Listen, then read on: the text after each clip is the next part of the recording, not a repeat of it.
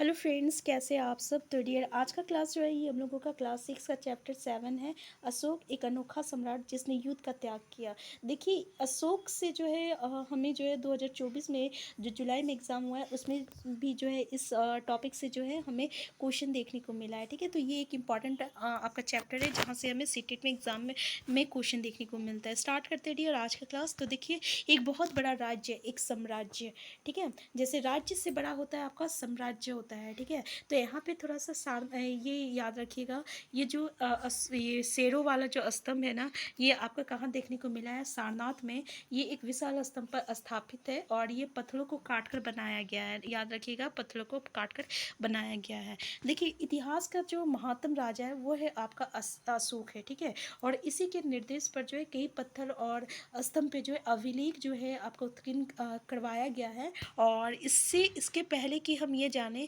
कि इन अभिलेख में क्या लिखा है, ये समझने की कोशिश करें उनके राज्य को साम्राज्य क्यों कहा जाता है। देखिए, अगर हम लोग ये देखना चाहें कि अभिलेख में क्या लिखा है, तो इससे पहले हमें ये जानना होगा कि हम लोग किसी भी राज्य को जो है साम्राज्य क्यों कहते हैं, ठीक है। देखिए, अशोक जिस राज्य साम्राज्य पर शासन करता था ना, उसकी स्थापना जो है चंद्रगुप्त मौर्य ने लगभग 23 साल पहले किया था, ठीक है।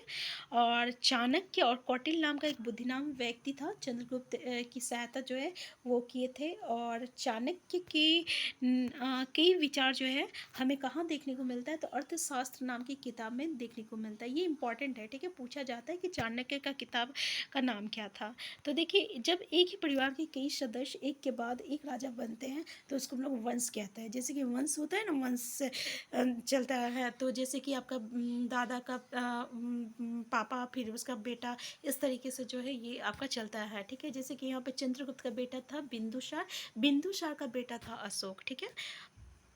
तो साम्राज्य में जो था ना, बहुत सारा आपका नगर है।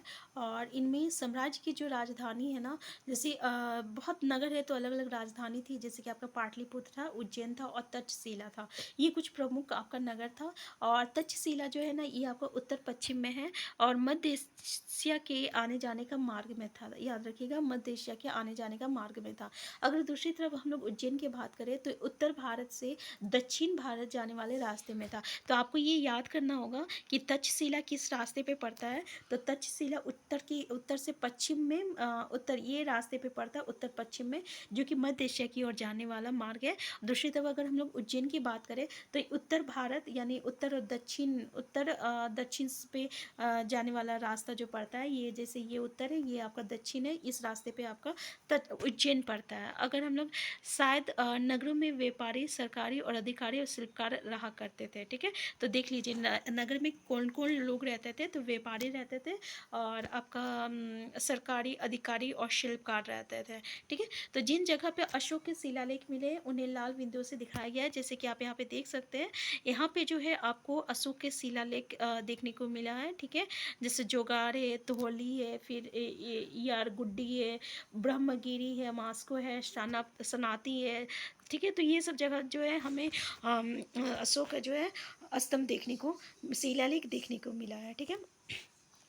देखिए, साम्राज्य जो होता है ना, बहुत बड़ा क्षेत्र होता है जिसमें कि किसान और पशुपालक के गांव बसा हुआ रहता है। और मध्य भारत जैसे इलाके में जो है ज़्यादातर हिस्सा जो रहता है ना, ये जंगल से भरा हुआ है, ठीक है। तो वहाँ पे लोग जो है ना, फल फूल और जो जानवर होते हैं ना, उसका शिकार करके अपना जीवन यापन करते थे। तो साम्राज्य का अलग अलग जो इलाके में जो है लोग जो है भिन्न भिन्न मतलब कि भाषाएं बोलते हैं। जैसे कि अभी भी जो है अलग अलग जगह की अलग अलग भाषाएं हैं, उसी तरह साम्राज्य में अलग अलग जगह की अलग अलग भाषाएं बोले जाते थे। तो वो लोग शायद जो है अलग अलग प्रकार का भोजन भी करते थे। ऑब्वियसली जब अलग अलग, जैसे कि अभी हम लोग खुद की बात, यहाँ के खुद बात करें तो केरल का भोजन अलग है, उसका पहनावा अलग है, ठीक है ना। तो पंजाब का अलग है, ठीक है ना। तो इसी तरीके से अलग अलग जगह का अलग अलग भोजन और अलग अलग पोशाक रहता था, ठीक है। अच्छा, राज्य साम्राज्य से भिन्न क्यों है। तो देखिए, चूंकि साम्राज्य जो है राज्यों से बहुत बड़ा होता है, तो उसकी रक्षा के लिए बहुत बड़ा सेना की ज़रूरत होती है। और इसलिए सम्राट को जो है राजा की तुलना में ज़्यादा से ज़्यादा संसाधन की ज़रूरत पड़ती है, ठीक है। तो पहला तो अंतर ये है। दूसरा ये है कि इसी कारण उन्हें बड़ी संख्या में कर इकट्ठा करने वाले अधिकारी की भी ज़रूरत होती है, ठीक है। तो साम्राज्य का प्रशासन, तो देखिए यहाँ पे जो जो इम्पोर्टेंट है उसको हम आपको बता देंगे, ठीक है। इसलिए हमें जो है एक एक लाइन पढ़ना ज़रूरी है, क्योंकि अभी स्टेटमेंट बेस्ड क्वेश्चन आता है तो डायरेक्टली आपको कहीं से भी स्टेटमेंट बना के जो है पूछ लिया जाता है। इसलिए एक बार जो है पूरा आपको चैप्टर जो है पढ़ना बहुत ज़रूरी है, ठीक है। तो यहाँ पे देखिए साम्राज्य का प्रशासन में क्या है कि जैसे कि आपका मौर्य साम्राज्य जो है ना, ये बहुत बड़ा था, मौर्य साम्राज्य, और इसमें अलग अलग हिस्से में ना अलग अलग तरीके से जो है यहाँ पे शासन किया जाता था। अगर हम लोग पाटलिपुत्र की बात करें और उसके पास आसपास का जो इलाका है ना, इलाके पर सम्राट का जो रहता था सीधा नियंत्रण रहता था, मतलब सम्राट जो है सीधे सम्राट के हाथ में रहता था। लेकिन इसका मतलब ये है कि इलाके के गांव और शहरों के किसान, पशुपालक, शिल्पकार और व्यापारियों से कर इकट्ठा करने के लिए राजा अधिकारियों की नियुक्त करता था, ठीक है। और कि इसका मतलब ये है कि गांव और शहर, यानी गांव और शहर जैसे में जो किसान, पशुपालक और व्यापारी पे उन लोगों पे कर वसूला करता था, तो इसके लिए वो क्या करते थे, अधिकारी को नियुक्त करते थे। और ये अधिकारी जो है जाके गांव गांव पे जो है कर वसूला करते थे। तो जो राजा के आदर्शों का उल्लंघन करते थे अधिकारी जो है उनको सजा भी देते थे। मान लीजिए अगर कोई कर देने के लिए जो है मना कर देता था तो उन्हें जो है सजा भी मिलती थी, ठीक है। तो इनमें से कई अधिकारी को जो है वेतन पे भी रखा जाता था, यानी कई अधिकारी को वेतन दिया जाता था। और संदेहवाहक एक जगह से दूसरी जगह घूमते रहते थे और राज्य के जासूसी अधिकारियों के कार्यकलाप पर नजर रखते थे, ठीक है ना। तो इन सब के ऊपर सम्राट था जो राज परिवार एवं वरिष्ठ मंत्रियों की सहायता से सब पर नियंत्रण रखता था। तो जैसे कि आप देख सकते हैं यहाँ पे जो अधिकारी थे वो आपका जासूस अधिकारी होते थे ना, उस पर भी ये लोग नज़र रखते थे। और ये आपका जो राज परिवार और वरिष्ठ मंत्रियों की सहायता से सब पर नियंत्रण रखता था, ठीक है। किसकी बातें कर रहा है, तो सम्राट की बातें कर रहा है, ठीक है। ये सम्राट जो है ये हर पे नज़र रखता था। तो मौर्य साम्राज्य के भीतर कई छोटे क्षेत्र या प्रांत थे और इन पर तक्षशिला या उज्जैन जैसी प्रांतीय राजधानियों से शासन किया जाता था, ठीक है।